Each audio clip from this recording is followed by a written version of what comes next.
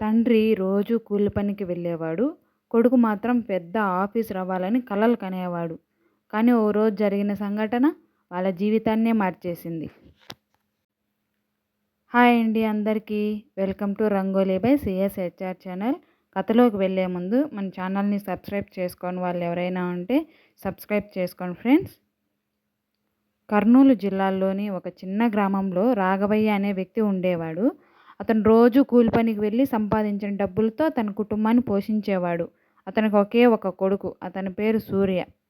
రాఘవయ్యకు చదువు లేకపోయినా తన కొడుకు బాగా చదివి పెద్ద మనిషి కావాలని ఎంతో ఆశ ఉండేది. అందుకే తాను ఎంత కష్టపడినా సూర్య చదువుకు కావాల్సిన పుస్తకాలు, ఫీజులు మాత్రం ఎప్పుడూ ఆపలేదు. ఒకరోజు స్కూల్లో టీచర్ అడిగాడు, పెద్దయ్యాక ఎవరు ఏమవ్వాలనుకుంటున్నారు అని. ఒకరు డాక్టర్ అన్నారు, ఇంకొకరు ఇంజనీర్ అన్నారు. సూర్య లేచి నేను ఐఏఎస్ ఆఫీసర్ అవుతాను సార్ అన్నాడు. అందరూ నవ్వారు. నీ నాన్న కూలి పనివాడు, ఐఏఎస్ అవుతావా అని కొందరు ఎగతాళి చేశారు. ఆ మాటలు సూర్య మనసుకు చాలా బాధ కలిగించాయి. ఇంటికి వచ్చి ఏడుస్తూ కూర్చున్నాడు. అప్పుడు రాఘవయ్య అడిగాడు, ఏమైంది బాబు అని. సూర్య జరిగిన విషయం చెప్పాడు. రాఘవయ్య చిరునవ్వు నవ్వి, నువ్వు ఎవరి కొడుకువో కాదు బాబు, నువ్వు ఏమి సాధిస్తావో అదే ముఖ్యం. కష్టపడితే ఏదైనా సాధించగలవు అన్నాడు. ఆ మాటలు సూర్య జీవితాన్ని మార్చేశాయి. ఆ రోజు నుంచి సూర్య మరింత కష్టపడి చదవడం మొదలుపెట్టాడు. రాత్రిళ్ళు కరెంటు పోయినా వీధి లైట్ కింద కూర్చొని చదివేవాడు. రాఘవయ్య కూడా తన ఆరోగ్యాన్ని పట్టించుకోకుండా మరింత పని చేసేవాడు. ఒకరోజు పనిలో ఉండగా అతనికి తీవ్ర గాయమైంది. డాక్టర్ విశ్రాంతి తీసుకోమన్నాడు. కానీ రాఘవయ్యకు ఒకటే ఆలోచన, తన కొడుకు చదువు ఆగకూడదు అని మళ్ళీ పనికి వెళ్ళేవాడు. కొన్ని సంవత్సరాలు గడిచాయి. సూర్య డిగ్రీ పూర్తి చేసి యూపీఎస్సీ కోసం సిద్ధమయ్యాడు. పరీక్షలు చాలా కఠినంగా ఉండేవి. మొదటి ప్రయత్నంలో విఫలమయ్యాడు. రెండోసారి కూడా ఫెయిల్ అయ్యాడు. గ్రామంలో వాళ్ళు మళ్ళీ మాట్లాడడం మొదలుపెట్టారు.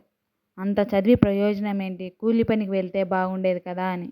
సూర్య నిరాశపడ్డాడు. ఒకరోజు తన తండ్రితో అన్నాడు, నానా నేను ఇక చేయలేను. అప్పుడు రాఘవయ్య అతని భుజంపై చేయి వేసి, బాబు నేను జీవితంలో ఎన్నోసార్లు పడిపోయానో తెలుసా, కానీ మళ్ళీ లేచాను, నువ్వు లేవాలి అన్నాడు. ఆ మాటలు విన్న సూర్య మళ్ళీ ధైర్యం తెచ్చుకున్నాడు. మూడోసారి యూపీఎస్సీ పరీక్ష రాశాడు. ఈసారి ఫలితాలు వచ్చిన రోజు మొత్తం గ్రామం ఆసక్తిగా ఎదురుచూసింది. సూర్య కంప్యూటర్ ముందు కూర్చొని ఫలితాలు చూశాడు. అతని కళ్ళల్లో నీళ్లు వచ్చాయి. ర్యాంకు వచ్చింది. అతను ఐఏఎస్గా ఎంపికయ్యాడు. ఆ వార్త విన్న గ్రామమంతా సంబరపడింది. ఒకప్పుడు ఎగతాళి చేసిన వాళ్ళే ఇప్పుడు అభినందించారు. సూర్య పరిగెత్తుకుంటూ ఇంటికి వెళ్ళాడు. కానీ అక్కడ ఒక విషాదం ఎదురు చూస్తుంది. కొన్ని రోజులుగా అనారోగ్యంతో ఉన్న రాఘవయ్య మంచంపై పడుకొని ఉన్నాడు. సూర్య అతని చేతిని పట్టుకుని, నాన్న నేను ఐఏఎస్ అయ్యాను అన్నాడు. రాఘవయ్య కళ్ళల్లో ఆనంద బాష్పాలు మెరిశాయి. నాకు తెలుసు బాబు, నువ్వు సాధిస్తావని అన్నాడు. అది అతను మాట్లాడిన చివరి మాట. కొన్ని క్షణాల తర్వాత అతను శాశ్వత నిద్రలోకి జారుకున్నాడు.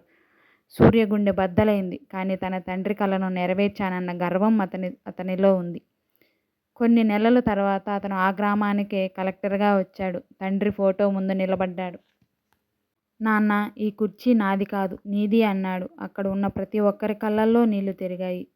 తల్లిదండ్రుల కష్టం ఎప్పుడూ వృధా కాదు. వారు మన కోసం చేసే త్యాగాలు ప్రతిఫలం మన విజయం మాత్రమే.